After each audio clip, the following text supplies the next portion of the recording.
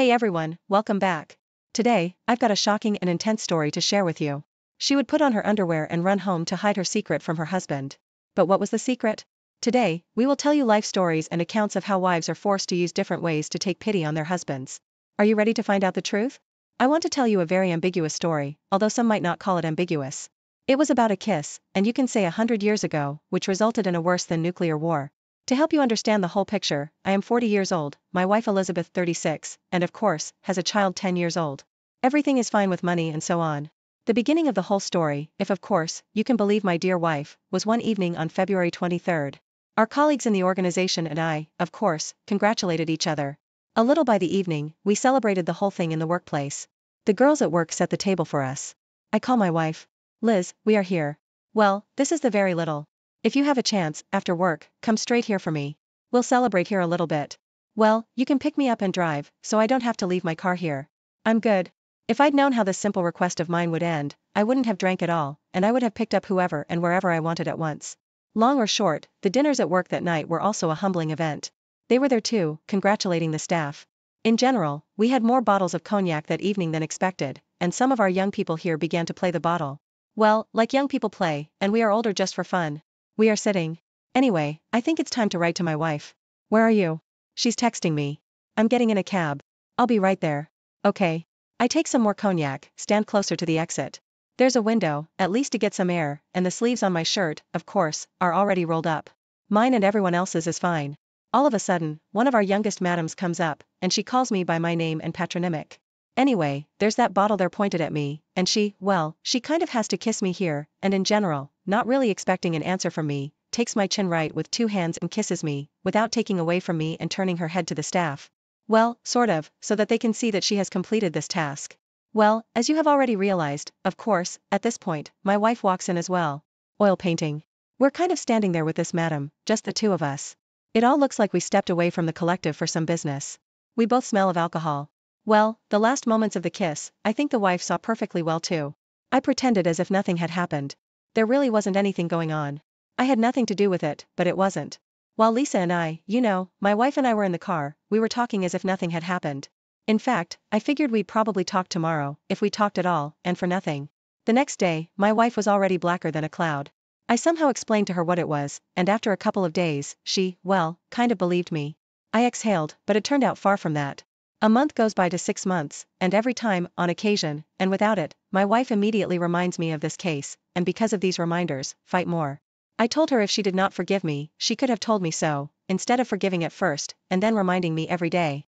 As soon as I said that, and got really angry, she immediately took a step back, saying that she was kidding, and that she would relax.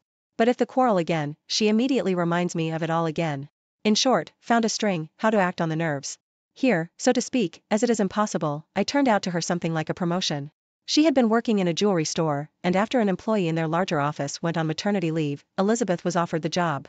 The neighborhood was a little farther from home, but the pay was higher, and so on. I generally agreed without asking me, and the schedule was from 9 a.m. to 8 p.m., and the schedule was 3 days through 3. I, by the way, paid attention at once.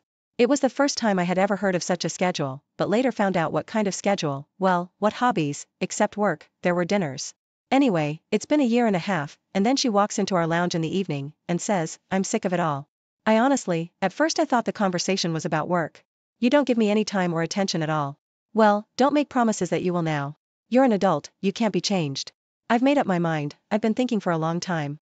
In short, the point is that I have to go out now. Of course, I'm shocked.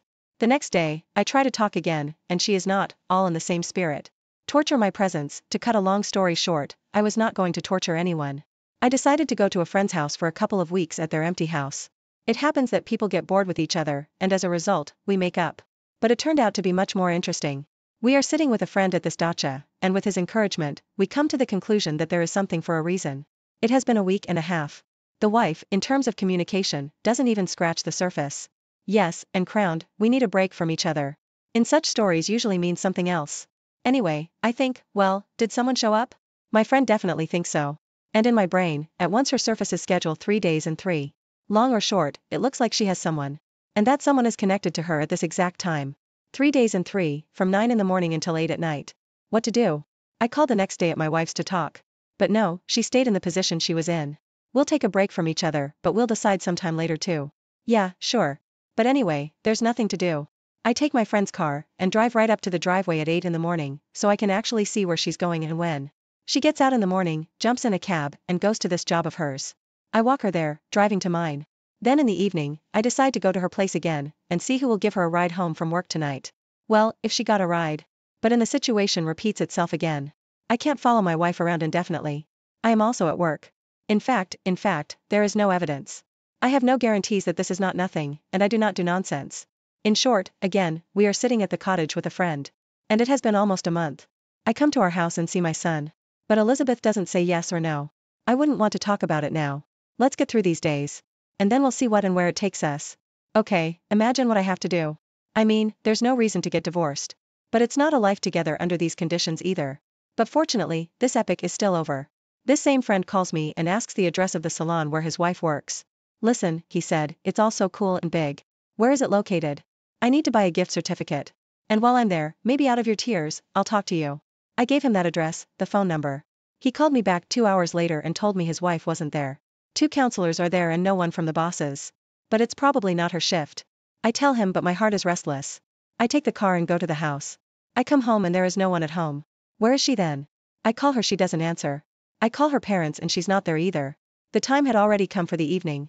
I get in the car, go to her work, drove up, stood far away, waited. 8 p.m. comes up. I see Lisa coming out of the salon. And there's a guy next to her looking maybe 20 or 25. They go to his bad weather expensive and honest stamp. And in fact, they get in. I will not describe my emotions. They were contradictory. Well, on the one hand, at least I knew that my suspicions were not groundless. Well, on the other hand, I wanted to go out and ask questions directly. But luckily, I held back at the time. As it turned out, rightly so. I'm sitting here wondering where, in fact, they're going. They drove home.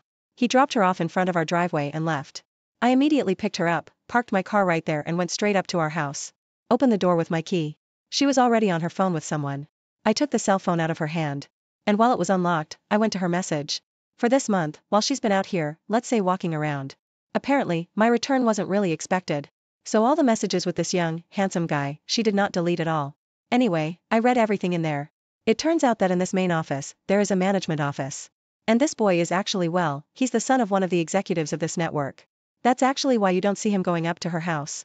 They had an office right at work for that. Now I see. That's actually why my friend today, when he came to the jewelry store, he didn't find Lisa at her workplace. The work must have been done in the office. Anyway, I didn't see any tears or sobs that night. She didn't really deny it. On the contrary, she finally told me all the things they'd been thinking about me for the past 2 years. Of course, they remembered that kissed on February 23rd, adding that that was just the tip of the iceberg. And supposedly, there's a bunch more betrayals behind me that she's sure she won't remember and figure out. That's it. Like I said, the whole situation is ambiguous. Somebody could say, it's your own fault. It was you on February 23rd kissed that lady. But I don't think that's a big deal. And it's a damn good excuse. And it's not a good excuse on February 23rd. He always thought his wife was just going to beauty salon treatments to keep her skin in shape. But when he happened to notice intimate treatments being performed right outside their apartment windows. But what he found out made him lose his head and raise a ruckus that all the neighbors in their building remembered. I want to tell you a truly detective story, witnesses and even participants, which happened to be myself. Saturday evening, I received a phone call from a friend of mine. Where are you? What are you? How are you? Let's see you. We can even talk at my house. Or better yet, let's meet at the store first. I think that without the store, we will not make it here. All right. I got ready, got in a cab and went to my friend's place. Anyway, after a short conversation, it turned out that he and his wife had had another fight. For the 10th or 20th time this month, I asked him approximately yes. And where is she now? I don't know. Turns out they've been having it for a month now. And each time, in order not to make the situation worse, Andrew goes to his office so that he and his wife alone would blow off steam, cool off. And he goes back to their house the next day or every other day. And little by little, everything kind of calms down. But after a while, it's all over again. He leaves the house again. Of course, they disconnect their phones from each other at these moments. And this has been going on for about 5 weeks now. And then it coincided with the weekend. So what do I tell him? And that I did not really want to ruin the weekend today, says Andre. But no matter how hard I tried, we still had a fight. I kind of left again. But then I decided to talk right away and make things work out. Call her. Her phone is off. Came home a couple of hours later. She's not home. Get it? Yeah. So we sat down with him for a while, finished what we brought from the store. It's outside. But for a second, it's almost 4 o'clock in the morning. I was sitting there feeling that we were starting to sober up a little bit. We had a last drink of tea. And I said I was going home. Otherwise, yours will come. And we are sitting in this kind of well condition. Moreover, that you have already quarreled, not very much it will look from the outside. Although to return to her husband only in the morning is also not very from the outside. Okay, that's it. Let's go. We said goodbye. I threw on my jacket and went downstairs. Standing near their doorway. It's a little cold. It's early spring. I got out on purpose and didn't call a cab. I thought I would take a walk, get some air, have a smoke, but then I would go. I looked and there was no lighter in my pocket. I searched all my pockets, and there was definitely no lighter. It seems to be on Andre's balcony. And those back to his third floor. The last thing I wanted now. Moreover, I look out the window. The light at Andrew is not lit. Probably asleep. Okay. And I see in their yard in front of Andrew's new house. There is a car with the lights on and parked in the so-called second row. But it means kind of came recently. And for sure there is someone inside. I come up in the back. I see the front window as ajar. I said, buddy, they're gonna be lighters. He reached for the ceiling light in the car and turned on the interior light. I'm standing outside in the dark and can't see me. I can see the cabin with the lights on pretty well. No one in the passenger seat. It's pushed all the way forward. I hear a lady's voice coming from the back seat. She said to my date. Okay, y gotta go. I'll call you. And she kissed the driver on the cheek. I leaned over to look and the lady had already opened kind of the back door, but also kind of on her way out. I looked closer. It's Marinka. I think it's Andrea. I immediately turned my back to them. I hear her get out of the car, slam the back door. Well, and goes to his entrance home. That's right. The driver couldn't find a lighter, started the car and told me that yes, now the cigarette lighter. I was sobered up by such surprises from Marinka. And I thought that I should make friends with this friend. I wonder if it's a brother or some colleague at work. And now I'll take Andrew. Although why would she then was a colleague to kiss something? Okay. I hear it. And his car chain noise. Well, when he started the car, I could hear it under the hood. And I said to him, that's the chain. They have a problem area. Yes, we allegedly when we worked in the service in the non-existent, when we came often on these, the owners often thought that the matter was moving towards a full-blown engine overhaul, but it turned out not. He tells me yes. And I was getting kind of wary too. So back and forth, we talked a little bit. I said, that's it. I should go home. It's time. Which way are you going now? He told me the direction. I told him I was going that way too. Let's go. Let's go. Do you mind if I sit in the back? They're going to stop the smell of alcohol and all that. Okay. I get in the back.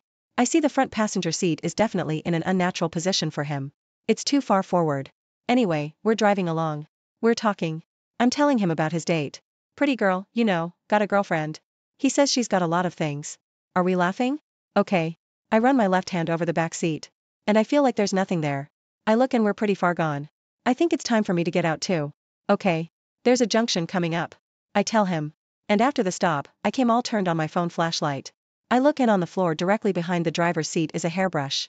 Obviously not a man's, but I think let it be evidence. If everything is confirmed and if it doesn't, I'll call and I'll give it back. We exchanged phone numbers with the driver. He said if there was a problem with the engine, he could call. I went out and called my friend to whom the wife returned in the morning. Andrew did not pick up the phone. I took a cab back to the house. The next day, Andrew called back himself, but there was no sensation.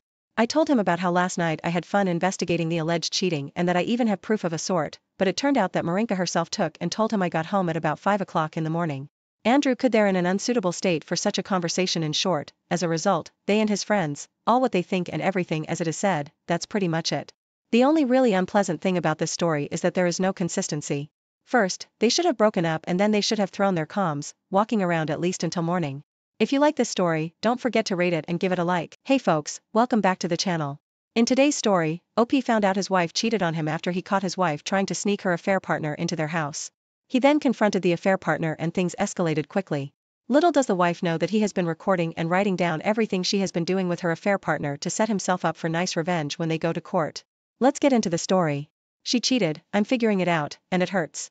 Hello everyone, I, 34 male, found my wife, 33 female, in our bed with another man.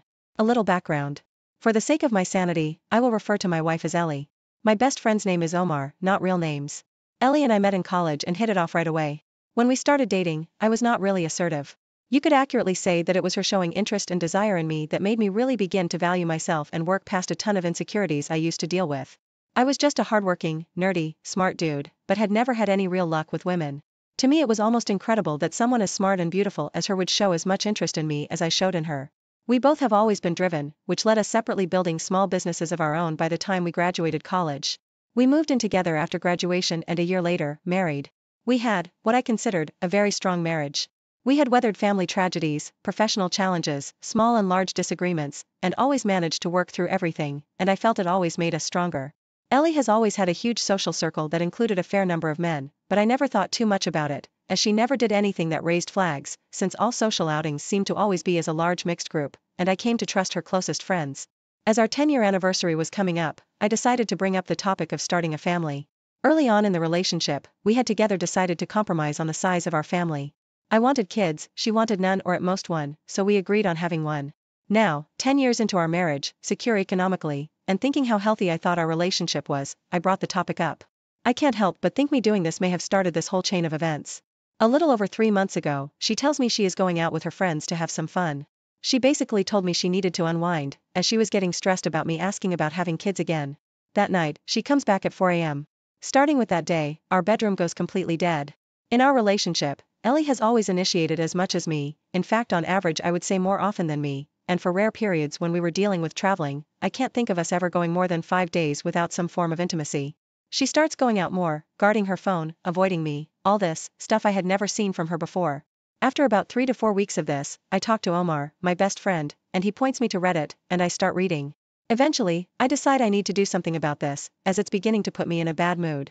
I don't just want to trust her, I like to trust my wife, I need to trust her. Well, needless to say, I get my hands on her phone and check her calls and texts, feeling like a complete monster violating her privacy. Turns out that one of the people new to our social circle is an old high school flame from before we were together. The more I dug, the more I found.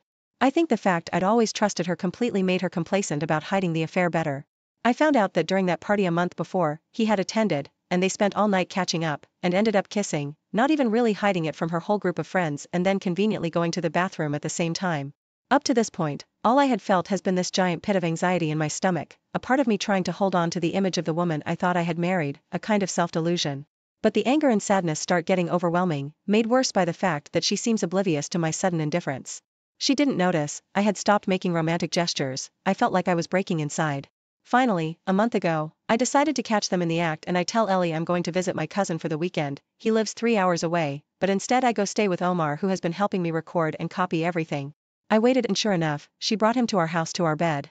I snuck in the house and made my way to our room and the sounds left no doubts. They were so into it, they didn't notice me standing there at the door recording them with my phone. I literally felt something in me break, like something in my soul snapped so hard I could hear it. My veins went ice cold and something like a 10-ton anvil had been dropped on my chest. I couldn't breathe, I went numb. The next part one can only tell you what Omar says happened because I only remember parts of the next few minutes. According to Omar, who I had brought as a witness, apparently I walked up to them, pulled that guy off of the bed and Omar pulled me off of him. I remember Omar holding me down on the ground. After that, there was the normal hysterics of being caught. I went no contact for 5 weeks and began working with a lawyer preparing for the worst. Omar served as her contact point during that time since I simply didn't want to talk to her. I only contacted my family and told them that we were having problems. After the 5 weeks of no contact, we met and talked. She was remorseful, told me it wasn't my fault, that it was all her doing, her responsibility and her decisions. We decided to go to marriage counseling and at least explore if there is anything salvageable. Sitting here, I can't believe that even after that, I still love her. I'm disgusted with myself that I have thought about her well-being, about her happiness. I especially hate that now I have to question our entire relationship. Was it just now that she got brazen about cheating, or has it happened before and I didn't bother looking far enough or was too stupidly trusting to see it at all? It's now been almost a month since deciding to try marriage counseling, and my questions to those who have already gone through this are the following. 1. Is it possible to reconcile without feeling that you lose some self-respect? 2. How long does the anger to sadness to numbness, rinse and repeat cycle last? I'm getting exhausted at the constant emotional roller coaster. 3. I find myself really loathing the whole idea of having to essentially be on the constant lookout. Is that a sign of me wanting out or just me being exhausted, because I honestly can't tell? I'll take any advice, honestly. I love her. I've been head over heels for her since we met back in college. I want to work it out. Is it actually possible? And if it is, will it ever resemble what it used to be even remotely? TLDR, wife cheated, trying to reconcile but have a lot of fears and questions. After reading everyone's replies and the messages, I took the weekend to let it all sink in and harden my resolve. I came to the conclusion that I was never going to be able to live with myself if I stayed with her. Staying and working on it would mean having to sacrifice a significant portion of my self-respect. I also realized that I want no part of a relationship that would require me to be in a state of constant vigilance for signs of betrayal. So I decided to push the proverbial red button and nuke it all. Here's how it all went down. Monday, I woke up early to an unexpected surprise. When I opened my eyes, my Johnson was greeting me at full attention. Guys, I can't stress how surprising that was to me, considering that since finding out about Ellie's affair, I had not had morning wood. It was like my body was saying, hell yeah, we are going to get this done today and be done, ready for something new. I actually laughed so hard at seeing it that Omar and his wife came to check in on me thinking I was having some sort of mental breakdown. I got up, got ready, and called Ellie's dad and told him we needed to talk. I met with him about an hour before our marriage counseling. The whole drive there I was surprised at how calm I was about it. I could still feel an ocean of emotions somewhere deep down, but on the surface, I was not feeling anything. We met up at a little mom and pop breakfast place near his house and we sat down. Ellie's dad is a good man, light-hearted and funny, but more importantly, he is level-headed. I thanked him for how he and his wife had treated me all these years and told him I was sorry to have this talk with him. He listened patiently, but as I started telling him why I was going to be divorcing his daughter, he lowered his head. I could tell he was ashamed and angry, not at me, but at Ellie. He told me he understood, and I asked him to not tell Ellie as I was going to be telling her within the hour. He agreed, we shook hands, and then he told me to take care. I hated having to shatter his image of her. I debated with myself if I should have asked him to care for her, but I shouted down that instinct because he is her dad. Of course he will care for her, but also it is no longer my business to care for her. She is a big girl. Next, I went to our scheduled marriage and counseling session. I had been rehearsing all day Sunday what I would say to her and how I would say it. I wanted to essentially emotion-proof my actions and words for the next few hours. I sat there in the parking lot for 10 minutes and just prayed. I hadn't felt like I wanted to or could since all this started. When we sat down for marriage counseling, Ellie was wearing one of the dresses I loved her in, and for a split second, I forgot everything, but then the visceral disgust and anger I felt pushed the attraction completely out. I let the counselor get things going like our previous sessions, and after about 10 minutes of her and Ellie talking, I interrupted. This is how it went. Excuse me, I have a few things I need to say to Ellie, and that I wanted to be able to say here with a neutral third party. If at any point I am interrupted, I will simply leave, and that's that. Ellie, I have come to realize I do not need to know if this was the only time you cheated. It doesn't matter. I do not need to know how long it went for. It doesn't matter. I do not need to know how many times you cheated. It doesn't matter. I do not need to know why. Even if there was a good reason, a perfectly why, it also would not matter. The only thing that matters is that you did. I know now the only facts that matter. You were never going to have children with me. At this, Ellie opens her mouth to interject, and I started walking to the door, so she immediately backed off. You were going to string me along for however it would take. You were going to cheat on me sooner or later. This is when the waterworks started to open up for her. You do not respect me or love me. The counselor begins to look like she is about to interject, and I respond by taking another step toward the door, which ends that. My lawyer is filing for divorce as we sit here, and as of about an hour ago, your father knows the entire truth of what has been going on. Do not contact me. From here on out, the only person we will communicate through our lawyers. These are the last words we will ever exchange. Goodbye. I walked the last few steps to the door and walked out. As soon as I closed the door, I heard a wail, the likes of which would haunt people's dreams. She scrambled out of the office pursuing me and tried to stop me, telling me how sorry she is and how we can start a family and to give her a second chance, and she cried hysterically throughout. I pushed past her and got in my car and left. At this point, that ocean of emotions that had been quietly hiding underneath it all started roiling, and I was barely holding it in. I drove to my parents' house and sent the text message I had planned to Ellie's best friend's husband. When I got home, my old man was at the store, but Mom could tell I wasn't well. She has always been able to read me like a book. I told her I needed to tell her and Dad something important, and we sat down and waited. At this point, I have to thank Responsible Mode 114 for messaging me, which added and he totally calmed me down. About 30 minutes later, Dad arrived. I poured it all out. The more I talked, the more I felt that ocean of emotions emptying and all that pain pouring out of me. When I finished talking to my dad, he just held me as I cried into his shirt for a solid 20 minutes. When it all ended, I felt spent and oddly at peace. I have arranged for Omar to receive a Harley he has been eyeing for a while. He has been more than a friend to me and I'm going to try my best to be as good a friend to him as he has been to me. I can't wait to see his face. I think this is the last time I will post as it should be the end of this story. I just want to thank you all. Would have never thought that I would find sound and sane advice from strangers on the internet. I know that it will be a long road ahead, that I will still need individual counseling to deal with the aftershocks of this debacle and rebuild my ability to trust. I have to hope that little by little, all this pain and sadness and anger will go away. Like Roto-Rooter for my soul if I do the work. Now begins the rest of my life and I can honestly say I am looking forward to it. Wow OP, the way you handled the situation was outstanding. Kudos to you.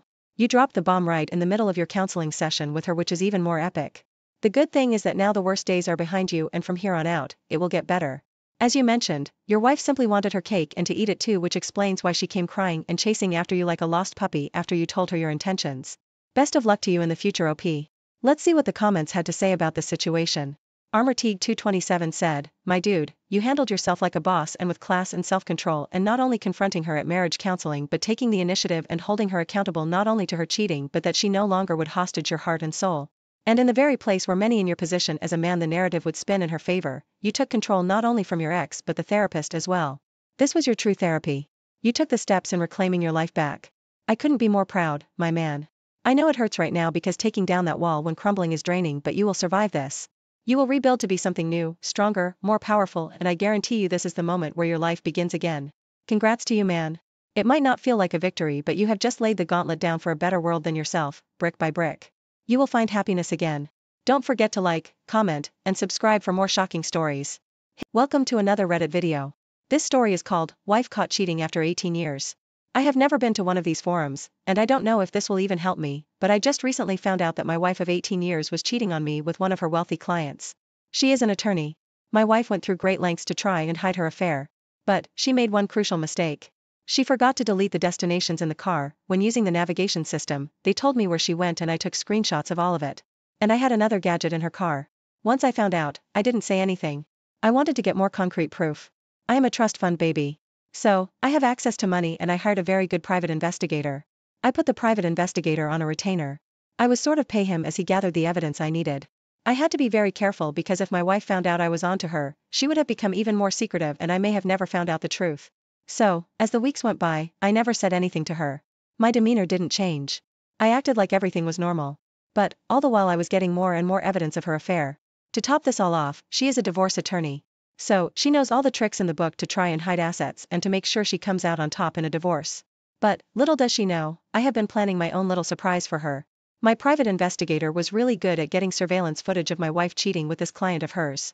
He's very wealthy and he has a lot of power. But, what my wife didn't know is that I have been secretly recording her conversations with this man for a few weeks. I placed a very tiny voice-activated recorder in her car without her knowledge. Even though I am a trust fund baby, I was a mechanic at one time and I told her one day that I was going to clean her car and get the oil changed. That's when I placed a voice-activated recorder in her car. One of the most heartbreaking things I heard, she gave him oral in the back seat of her car. I thought to myself, I would never initiate kissing her again, never, but I still had to play dumb. Like I didn't know anything. A few more weeks went by and I had more than enough evidence to confront her with, but I wanted to wait for the right time. I was still unsure if I even wanted to confront her. I also secretly hired a moving company to come and move all of my stuff out of our house while she was at work. I didn't want any type of confrontation with her. I wanted to be long gone before she even got home from work. That day, she called and said she would be working late. When she told me that I said, "Okay, I love you. I will see you later." After getting off the phone, I called my private investigator and told him that my wife said she was working late. My private investigator said, "Okay, I will tell her and see what she is really up to." A few hours went by and I get a call from my private investigator. He said, "Well, it seems like your wife is not working late. She is currently at a hotel with her client." I told him to stay there and get as much evidence as possible. I wanted to be 100% sure before I took any kind of action. The private investigator said, "Okay, no problem." A few hours went by. The private investigator sent me a video clip of them walking into the room with her client's hand squeezing my wife's ass. I sent the private investigator a text telling him he doesn't need to stay there any longer. That's all the evidence I needed. After that, I continued packing my things while the moving company continued moving my furniture. It wasn't much. I had made arrangements to move into one of my vacation homes that I rent out every year, which was partially furnished. At about 4 p.m., my wife calls me and says she will be home in an hour or two. I told her, "Okay," and hung up the phone. I told the movers we had about an hour left, and I told them the address of the vacation home. They were done about 40 minutes later. I gave them the key and they headed to the house. I locked my old house, set the alarm and got in my car. My movers and I get to the vacation home. When my phone rings, it's my wife. She says she wants me to meet her at our favorite restaurant. I said, "Why?" She says, "I have something to tell you." I get to the restaurant and my wife is already there. She's sitting in a booth. I sit down and she looks at me and she has this weird look on her face. She finally says, "I'm pregnant." I was in shock. I didn't know what to say. I told her, "Are you sure? It's mine." She looks at me funny and says, "Why would you say that?" I look at her, take out my phone, show her the video clip of her and her client walking into the hotel room with her client, squeezing her ass.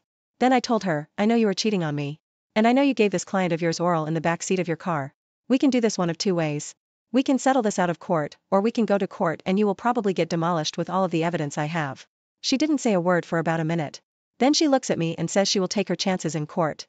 All I said was, "Okay," got up and left. The following day, I conferred with a divorce attorney, showed him the evidence and told him to start the divorce process. That same day, she must have called my phone 1,000 times. Remember the day I left her at our favorite restaurant? She went home and found that I had moved out and bombarded my phone that day as well. But I never responded to her. A few weeks later, my divorce attorney said that she was served with the divorce papers and all that's left now is the hearing. A few weeks after that, I get a call from her asking me to meet her for coffee. So I did. She asked me how I was doing and I said, I'm doing just fine. Thank you. Then she asked me if I would consider dropping the divorce. And I said, no. I told her, I can't trust you anymore. After 18 years of marriage, you decide to cross the line with the client and you want me to take you back. I'm sorry, but I can't do that. She begged and pleaded with me, even offered to give up her privacy and let me have access to everything. A few weeks later, I get a call from her again, saying she wants to meet for coffee. So, I met her again. This time she wanted to know if I would give her another chance. She kept saying, please, please, please. And I said, why? What benefit do I get?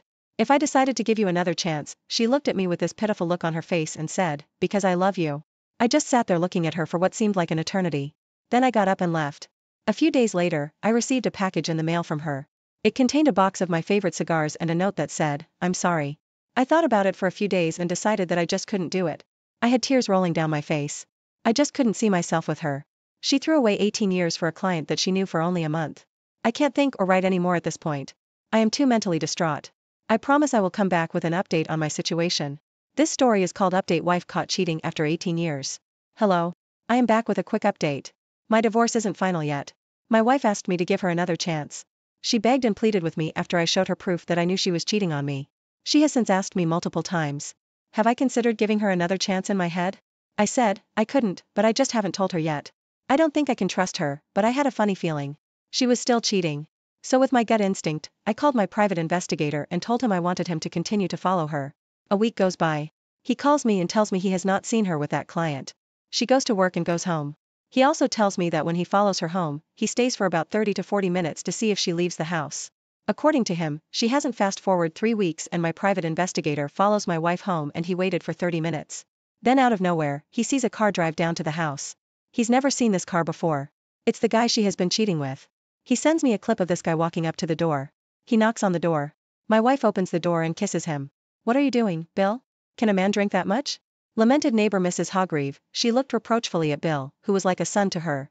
I'm in grief, don't you know, Mrs. Hargreave? Bill whispered, crying and swaying at the table with the drink in his unsteady hand.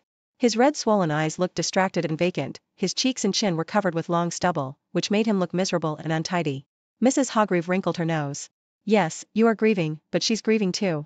The woman pointed her hand at the little crying girl huddled in the corner of the sofa, and looking from there frightenedly at her father. She may be 100 times more hurt and scared than you are. She's only 6 years old, and not only has her mother died, but her father has turned into a monster. Mrs. Hargreave stood in the middle of the room, her eyes sparkling angrily. She turned to the little girl and spoke to her. Now her voice sounded very soft and gentle. Come with me, Esther. Daddy will come and get you when he gets a little better. Esther immediately responded to her neighbor's affectionate appeal, ran up to her and wrapped her little arms around her. Her little eyes looked hopefully at the kind elderly woman. And you, Bill, get yourself cleaned up and stop drinking. Esther will stay with me for a while. And remember, you are the most dear person in the world to her now, and you have to think about her first now, and not about how you're hurt and miserable. Mrs. Hargreave took the girl and left. There was an oppressive silence in the house. Bill's hand reached for his glass, but he suppressed that impulse. Mrs. Hargreave is right. It is necessary to live at least for Esther. The man collapsed face down on the sofa and tried to forget himself in an anxious sleep. Before his eyes, as on a film, flew all his family life. Here is his beloved Helen, beautiful and happy in her wedding dress. She happily tells him, you and I are going to live happily ever after. And then suddenly a very recent picture came to mind in which she, pale, exhausted by illness, with a headscarf on her head, was speaking again. But now her voice sounded quiet and sad. You should take care of her, Esther. Don't leave her. Bill shuddered at these memories and cried again, this time of great shame in front of his wife for not coping. A few days later, he, clean-shaven and sober, stood on Mrs. Hargreave's doorstep. Hello, I've come for Esther, he said with excitement. Oh, you have come to your senses, the older woman looked at him sternly over her glasses. Well, come in, but you need to wait. I've put Esther to bed after lunch. She needs daytime sleep now more than ever. So you and I will drink tea meanwhile. I have baked donuts with her. Thank you, Mrs. Hargreave, for shaking me up. They sat at the table and talked quietly, reminiscing while little Esther was sleeping, curled up on the old couch. That's how my son used to sleep, Mrs. Hargreave said, looking at the girl. He was so cute. And then he had an accident at work. It was like I lost my meaning in life. I didn't know why I live, why I work. You are luckier than me, Bill. Look, there's the meaning of your life, sleeping on the couch. Esther woke up exactly 1 hour later. As soon as she opened her eyes, she immediately rushed off the couch and jumped on her father's lap. She happily stroked his shaven cheek, saying, "Daddy, my daddy is back." At this point, I would like, of course, to say that everything had settled down. But that would not be quite true.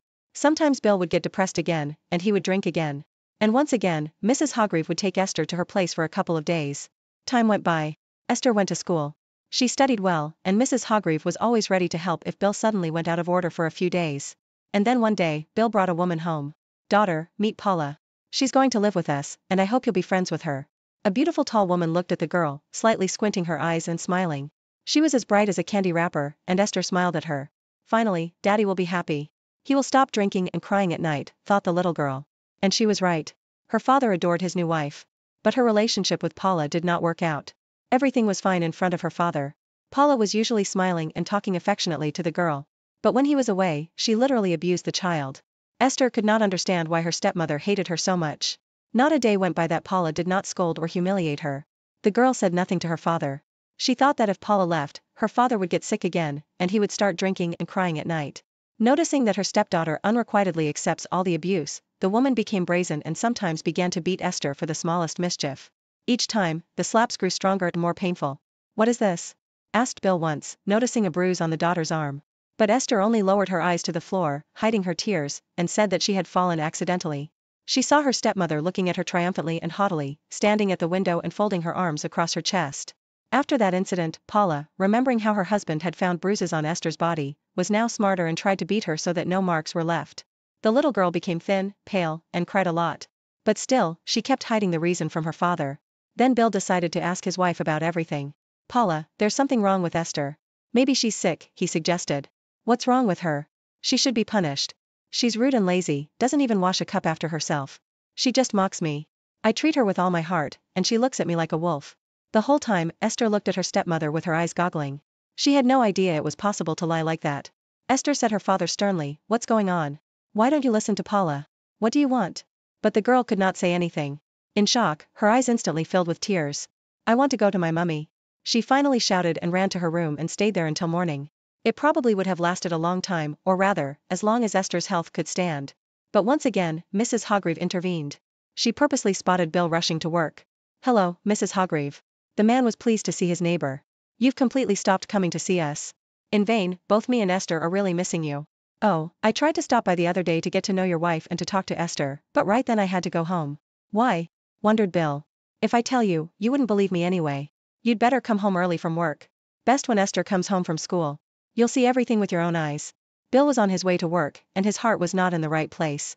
There was something in his neighbor's words that made him uneasy, prevented him from thinking about anything else but what was going on at his house while he was away. Why has a good, obedient girl become frightened, withdrawn and worse at school? Paula says Esther is silly, but she isn't. She's always been praised at school, thought the man. A little later that day, Esther had barely come home from school when her stepmother met her at the door with a wet towel in her hand. "Well, come in, you poor thing," she hissed threateningly. "So, you want to go to your mother? Well, I'll give you such an opportunity. She's probably waiting for you there, you ungrateful little wretch." She slapped the girl on the back with a wet towel with a kind of rage. Esther cried, screaming in pain.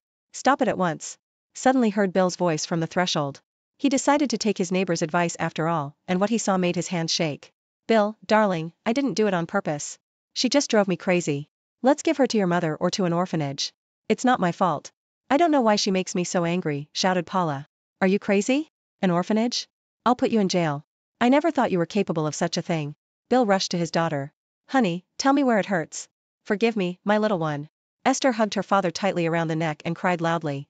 All the tears she had not cried for all that time were rolling out of her eyes in a hail of tears.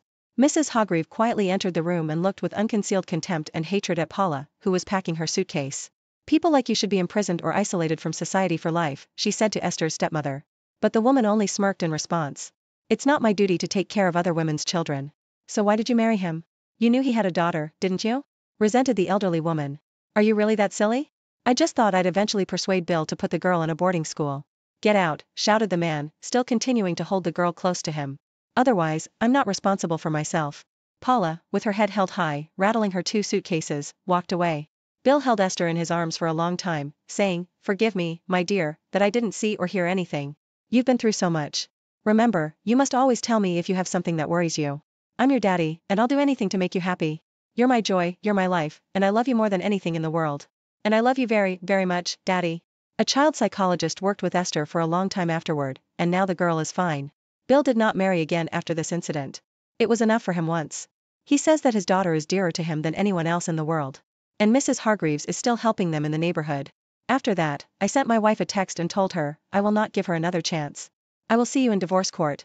As of May 21st, 2022, I don't have a date for my divorce hearing. That's all I have for now. Thank you. Hey everyone, welcome back. Today, I've got an absolutely jaw-dropping story for you. I'm not telling my story to be pitied. After all, everything that happened is my life, and I certainly don't need pity. I am a one-woman man in my life. I've always taken marriage very seriously, maybe even too seriously. I never walked away from my wife because I never saw anyone around except my only wife. And there was no need for it, no desire for it either. Although I must admit that many women tried, but she gave me, and now about everything in order. I met my future wife in the early 90s, among the guests at a wedding of a friend of mine and fell in love with her immediately. We dated her for 6 months and then decided to get married. We had a modest wedding and were over the moon. Our marriage was her second. She had developed a relationship with her ex-husband a year before we met. Something didn't work out there. I did not go to her with questions because I thought that there was no reason to stir up her soul, and she almost never said anything. By the way, my wife is a beautiful, smart woman and a great hostess. I was really lucky. When we got married, the whole country was in shambles. There were no normal, stable jobs. She was a medic and worked in a military unit, and I, apart from my main job, managed to work in 2 other places. It seemed to come out not bad. I wanted very much that the family had no need. From the first day I met my wife, I was very touchy about her. He loved her, but madly. In the truest sense of the word, he carried her in his arms. I considered her the closest and dearest person to me. 2 years of our life together had passed, but it didn't work out with children. It hurt her very much. She was very upset. She prophesied to me that I would leave her because of her own infertility. She was diagnosed with fallopian tubes. It was a terrible blow to her. But I did not despair. I was there for her, supported her, calmed her down. I told her she was my destiny and that I loved her more than life. I reassured her that I could do everything necessary to make her successful as a mother. After all, medicine can do a lot these days. She believed me, smiled at me, and for the sake of her smile, I was ready to give myself. Just to make her happy. At the time, I was working very hard. I had a goal. I worked hard to reach it. I constantly needed money for various examinations by different doctors, consultations at institutes to buy medicines. We went and had several surgeries in different clinics, all sorts of witch doctors there and everything. Each time I believed that this time everything would happen and my wife would finally get pregnant. And then we would have a real life. But in spite of our efforts, nothing worked. It took almost 5 years. My wife lost all hope and put up with it. But me, I have always been an optimist and never gave up. I continued to believe in a miracle. My energy gave my wife strength. She always told me that it was easy for her to be with me. I could look forward to tomorrow with confidence and courage. I believed her. Because I thought she was the person I was born to be with. And I must live my life for her. She is my strong backbone and my unbreakable bastion. If she is there, then I will overcome everything and be able to do anything. One day my wife and I read an article about the Human Reproduction Institute and the possibility of artificial insemination. This idea gave us new hope, new impetus and strength to strive for our cherished goal. I was ready to turn the earth upside down and was more confident than ever that this time everything would work out for sure. The surgery itself and the rehabilitation period was, by my standards at the time, well, very expensive. So I began to look for a way to earn the required amount. The city we have a small and special choice was not, but I once came across an ad in one of the magazines and it sounded as follows. Reserve soldiers, we invite you to serve under contract, decent wages and so on. In general, they were recruiting tools to do certain kinds of work in certain places and paid very good money for the work. I did my compulsory military service in the Marines and God bless me. Of course, I was not particularly raving about patriotic ideas, so I wasn't burning with a desire to lay down my life for somebody's political interests either. I just needed tools and resources to achieve our goal. In general, I thought about it and decided to take a risk. My wife cried and did not want to let me go. She was afraid and said that if something happened to me, she would not need the money later. And I was explaining that, unfortunately, we were not born into millionaire families and no one will ever give us anything for nothing in this life, unless you come and take it yourself. I calmed her down, told her that everything would be all right, because we need this money not for trinkets, but for a good cause. In general, I traveled to faraway places, wasn't home for a long time, but came back with what was needed. I was lucky, and I did not lay my head down, nor did I take sins on my soul. And then my wife and I went to the institute, had an operation, and oh miracle, it happened, which we were so alone. My wife got pregnant, I rejoiced. Soon our daughter was born. We were happy, just madly. I was literally flying on wings, working and doing almost everything around the house, helping not with the baby, because it was my pleasure, and I did not notice any worries at all. My wife said that I was an eternal engine, and I really wanted to surround her and my daughter with every kind of care. And soon I got a good and decent stable job and started earning good money. I bought a car for my wife, we moved to a bigger apartment, and every year we traveled to the seas and oceans. We spent all our free time together, tried to make up our leisure time, trips to the countryside, to the movies, skiing, skating rink, etc., so my girls wouldn't get bored. Thinking back to those days, it seemed to me here was a candy truck rolling over on our street, and we deserved it. That's how 14 years of our life together passed, and how happy I thought it would be. My daughter was slowly growing up, family always came first for me, everything was just for my loved ones. I never felt that my life is ordinary, that it is monotonous, scandal in the family has never been. I respect for my wife avoided even a reason for her discontent, and if something she did not like the little things, went first to a compromise.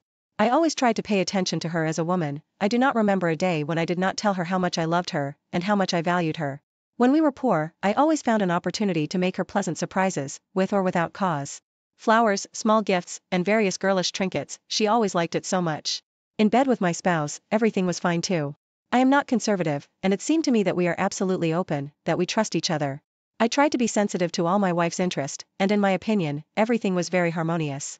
And she herself always said that she was happy with everything, and that I fully satisfy her needs. And now a word about jealousy. I can say that I have never been jealous of her. She never gave me any reason to be, even though she worked as a medic in an almost male-dominated team, a military unit.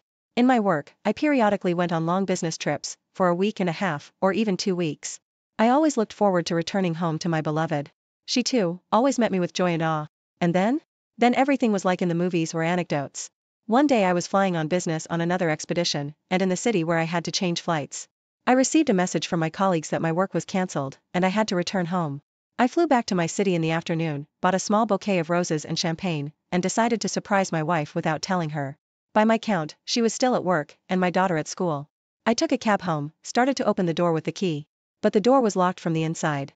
I thought, well, there's no surprise. Started ringing the doorbell, zero emotion.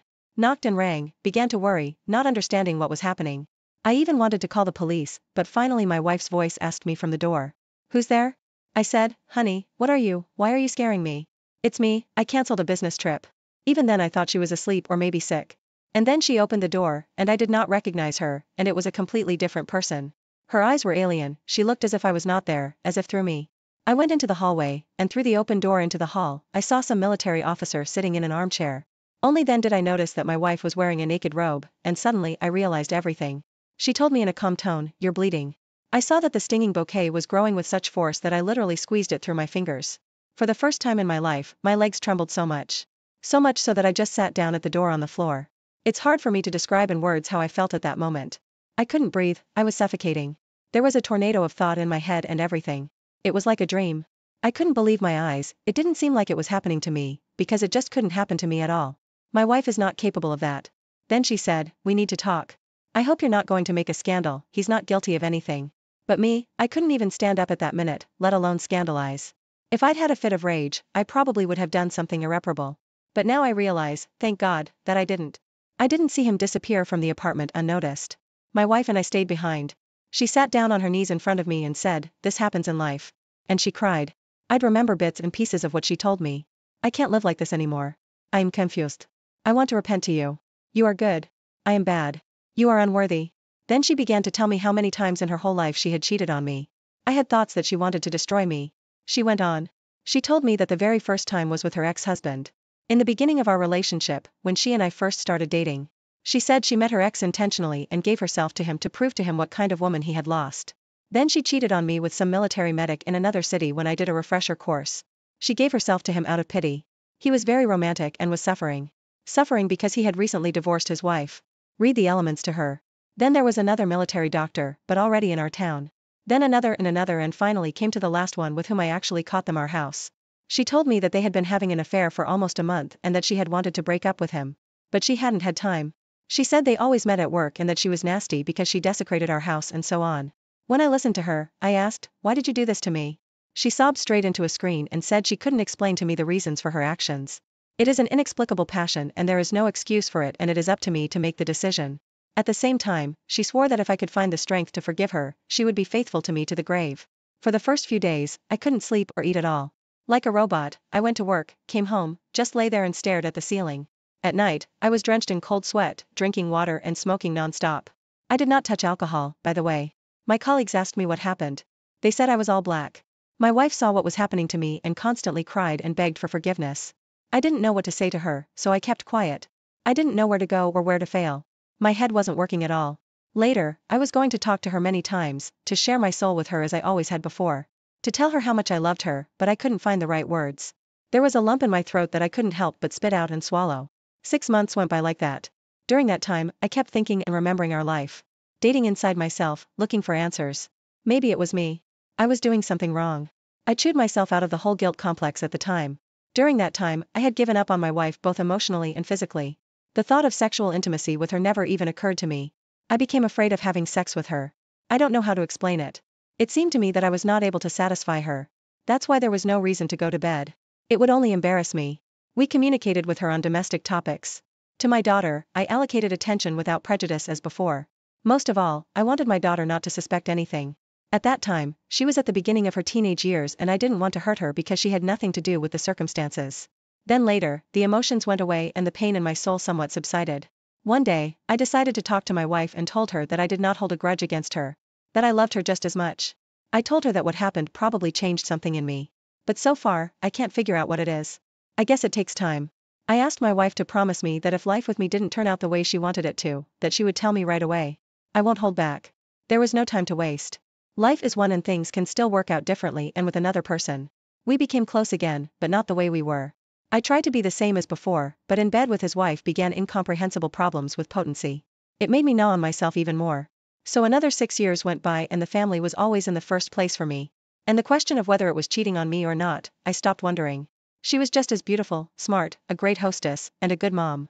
Yes, I forgave her, but something didn't break you. Everything in the soul came out. Empty. This poisoned me to the bone. My unbreakable bastion collapsed like a house of cards. And somehow the feeling of new did not. In time, I became a different person. The true meaning of the word treason is that everything has changed. I had changed. I remembered with a smile the days when I wandered far and wide, earning money to give birth to my daughter. Back then, I had the phrase written on my backpack unloading. What doesn't kill us makes us stronger. After a while, I suddenly stopped feeling the inner weight that had been weighing me down for so long. It's all strange. Really strange. I tried to comprehend and understand what had kept me from changing my life before. I don't know. I had always been an optimist and believed in the best. I hoped that things would settle down and be okay. And it did settle down, but at the same time, something very important left my soul. The very thing that gave meaning to the existence of our marriage. The very thing that motivated me to keep going. My stupid responsibility dictated that I couldn't drop everything and just walk out, because that would be a betrayal. But it was, no, not a betrayal. Just like that, suddenly and all of a sudden my attitude toward everything that had happened was different. I suddenly felt that my inner changes in my head had come to an end. It was as if I had woken up from oblivion. I realized that for a long time, I had not been living my life at all. A complete stranger to me. My wife, who was sleeping beside me, I looked at her sleeping, at her face. I realized I didn't know this woman anymore. I left home that morning, turned off my phone, drove around town, stood on the roadsides in the woods. It's hard to explain, but somehow I felt at ease. I felt like a bird out of its cage. It felt like I had paid for all my mistakes in full. I thought and remembered and became more and more aware of my freedom. In the evening, I returned home, where I informed my wife of everything. There was a long talk, but no recriminations. She cried and said she had been waiting for this day all the time. Strangely enough, I no longer felt pity for her. I correctly explained to her my understanding of life at that moment, and she told me hers. She asked for forgiveness over and over again, and I told her that I had forgiven her long ago, but that I was no longer the man she had married. We lived almost 23 years. All 15 years until the breaking point, I lived only for her and my daughter. In the next 8 years, I don't even remember. In all that time, I never once reproached her for anything. I lived through everything, but during that time, a lot has changed, especially my understanding and attitude towards everything. I realized that further marriage with her was a waste of time. My daughter grew up and almost jumped out of the family nest. The wife came to terms with it. I think she realized that our paths had parted long ago, and we just went side by inertia. But to be objective, there were good things in our life. While I was in the dark, nothing existed for me. I was happy. We finalized the divorce. I explained everything to my daughter. She is old enough now and understood everything. We continue to see her much more often than we see our wife. Life goes on, and the emptiness that echoed in my soul for so long, it no longer rings. There is no permanent woman. I'm afraid, and I don't want one. Now I know for sure that what doesn't kill us all at once, it makes us invalids. Dear friends, our next audio story has come to an end. Frankly speaking, I like this story, and in 2 words, I will tell you why. First, I was expecting at most 1 or 2 betrayals from my wife, but as I read this list, it made me, how can I tell you, feel the greatest pity for her. And even for a second, I felt like I was in the main character's shoes. God forbid, I even remember having that same emotion come over me during the recording. I hope nothing was audible, but that's for you to judge. The story of the main character's life itself. In the process of reading the text, it made me deeply disgusted. After all, is it normal? You fell in love with a woman and did not even ask about her past, especially since she was married. Naively believing, risking your life for the sake of happiness, the questionable happiness of your couple. Overall, the way he behaved cannot be called worthy of a man, I believe. Plus, there is one inconsistency.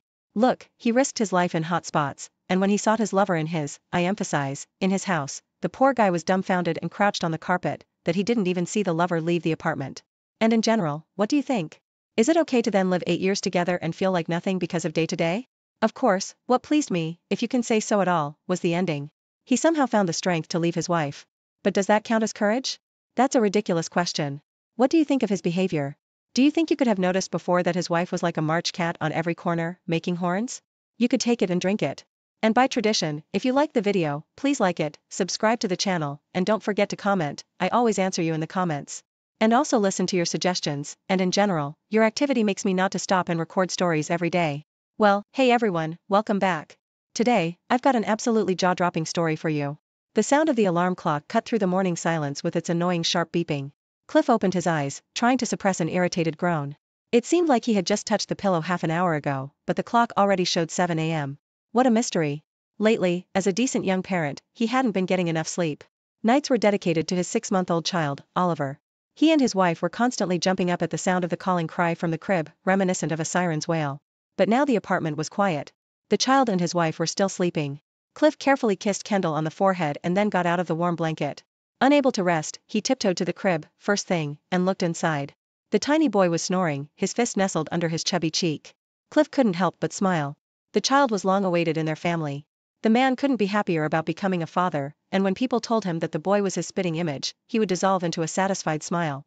Such things as children's whims, sleepless nights, or dirty diapers seemed like nothing to him. He worked hard, but tried to help his wife with these responsibilities. The man enjoyed playing with his son, bathing him, and pushing the stroller for hours along the streets on weekends, just to make sure his son slept in the fresh air. The workday on Monday didn't go well for Cliff, who worked in the field of water purification. There were problems with the delivery of materials, which meant that work at enterprises had to be suspended. Naturally, clients were dissatisfied, and it was up to Cliff to speak with them. By the end of the day, the man dreamed of returning home and hugging his son as soon as possible.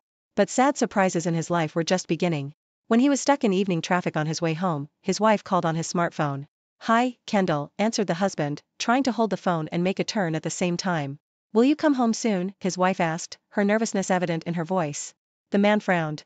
What if something had happened to their son? "The city is jam-packed, but I'll be there in 40 minutes for sure," he promised. Did something happen? No, she hurried to reassure her husband. "Everything is fine. Don't hurry." After that, Kendall hung up. The conversation seemed strange to Cliff. Despite his wife's request not to hurry, he hastened home. To his great surprise, he didn't find his wife at home. Their son was sleeping in the crib, but his mother wasn't there. Deciding that she might have gone down to the neighbor, he went to the kitchen to have dinner. But instead of dinner, a note attached to one of the magnets on the refrigerator was waiting for him. His wife wrote, "Rushing." The text was barely legible, and it took him several attempts to understand its essence. He simply couldn't believe his eyes. "Forgive me, Cliff. I can't stay with you and our son. Circumstances have arisen. Tell our son that I love him." Of course, the man thought it was a prank. He started calling Kendall, and then her acquaintances, but to no avail. She disappeared. Thus began the new life of Cliff and his son, Oliver. Raising a child was difficult, and it was not getting any easier with time. Although numerous blogs that he scoured, searching for answers to his questions, asserted that it was about to get a little easier. When the baby starts to eat, you will be easier.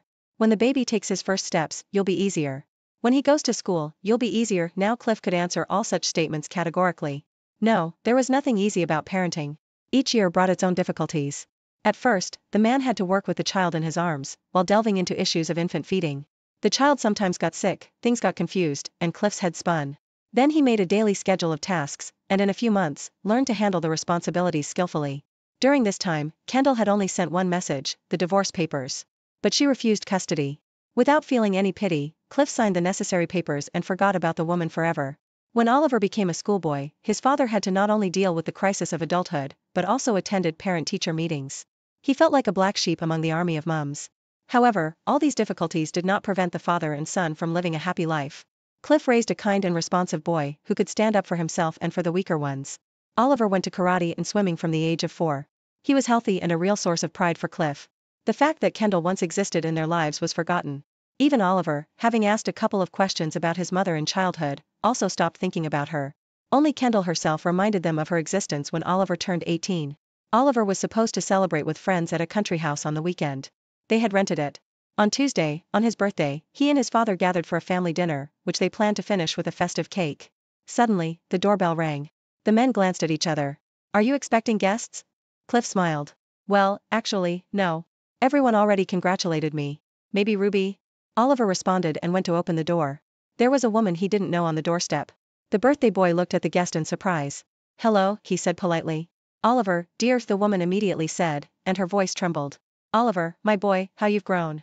She rushed to the astonished Oliver, hugging him tightly. The young man was stunned, stepped back, not understanding what was happening. Cliff saw the scene as he came out of the kitchen. "Kendall." He squeezed out sharply. "What the hell are you doing here?"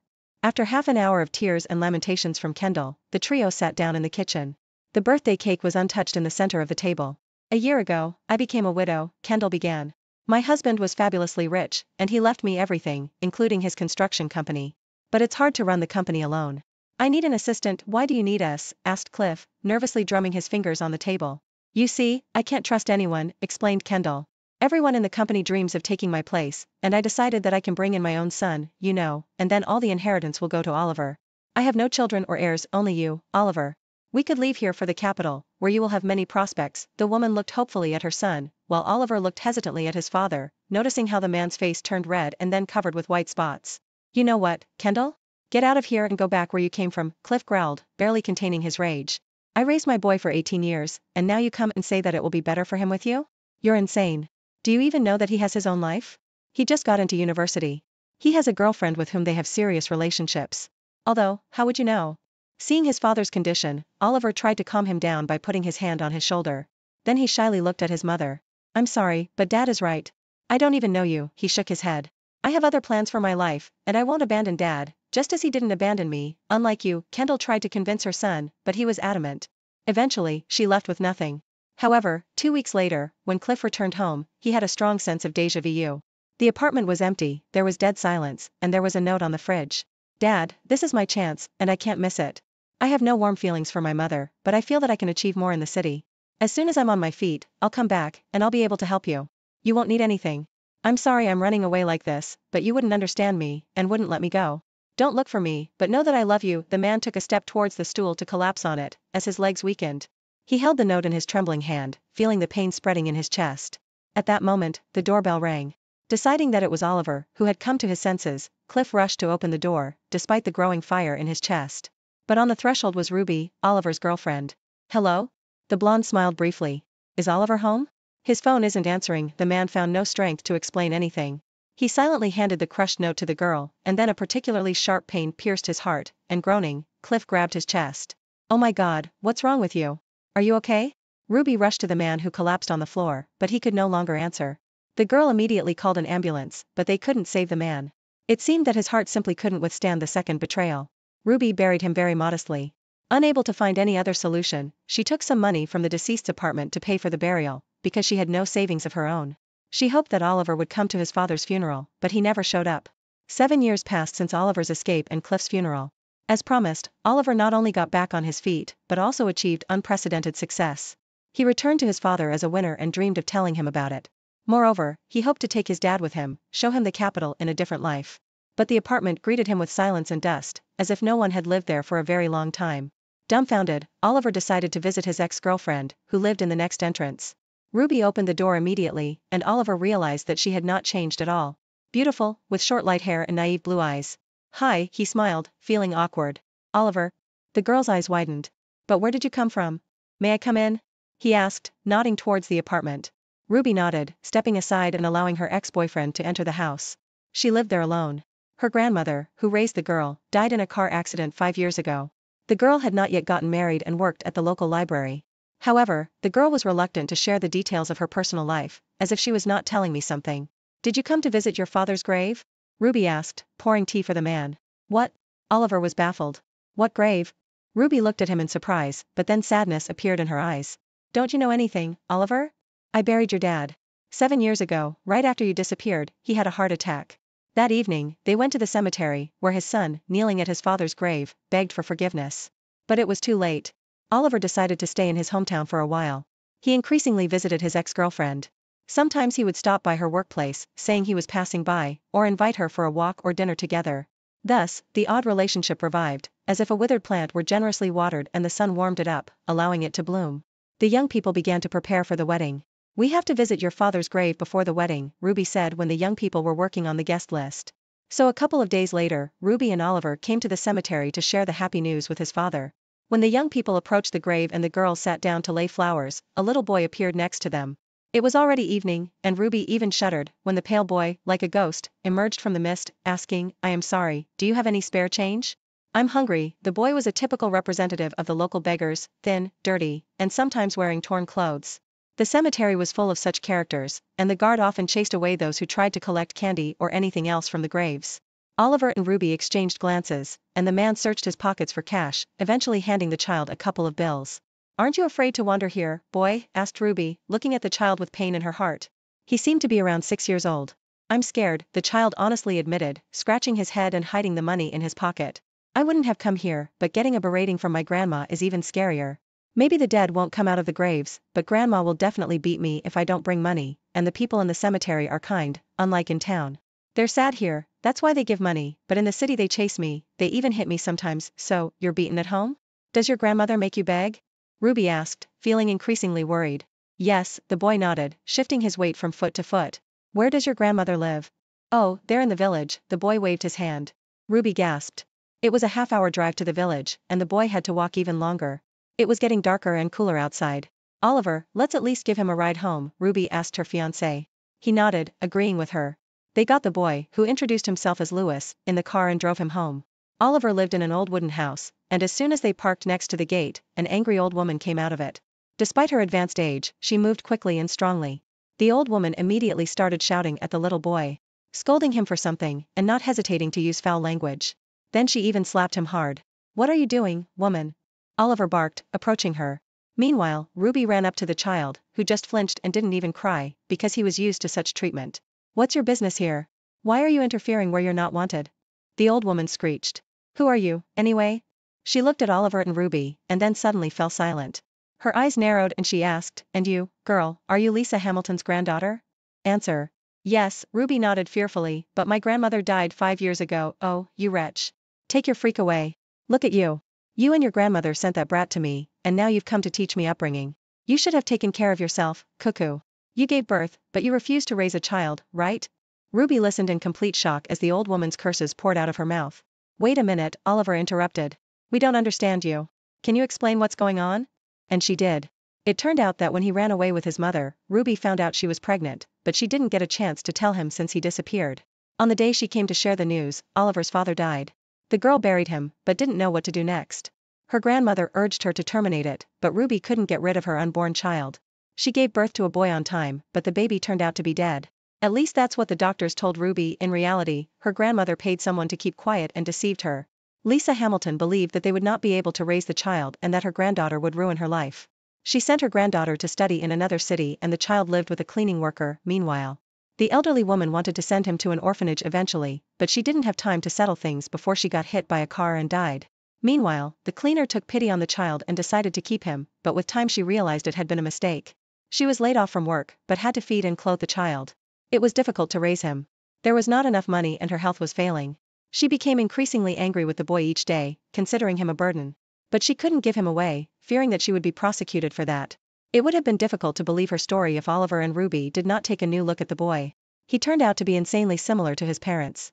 That evening, they took Louis to their home.